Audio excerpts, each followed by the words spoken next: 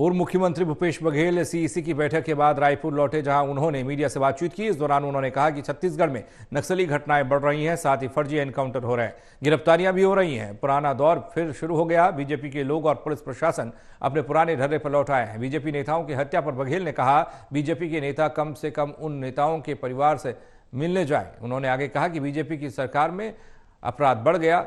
3 महीना नहीं बीता और 3 घटनाएं हो चुकी हैं। लगातार हत्याएं हो रही हैं। मुख्यमंत्री और गृह मंत्री मौन बैठे हैं। सीईसी की बैठक पर भूपेश बघेल ने कहा कि सीईसी की बैठक हुई, चर्चा हुई उम्मीदवारों को लेकर। अब कभी भी पहली सूची जारी हो सकती है उम्मीदवारों की। मैं समझता हूं कि विवाहित महिलाओं की संख्या लगभग 1 करोड़ है। तो 30 लाख महिलाओं को पहले काट दिए। पहले तो ये थे खुद फार्म भरा रहे थे, अब महिलाओं को बोले कि आप फार्म भराओ।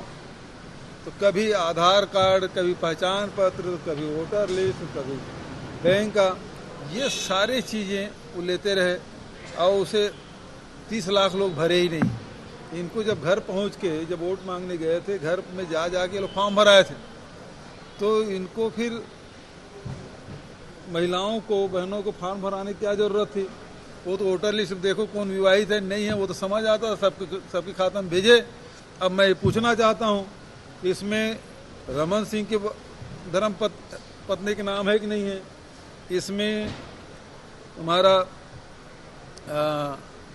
विष्णुदेव साय की पत्नी के नाम है कि नहीं है?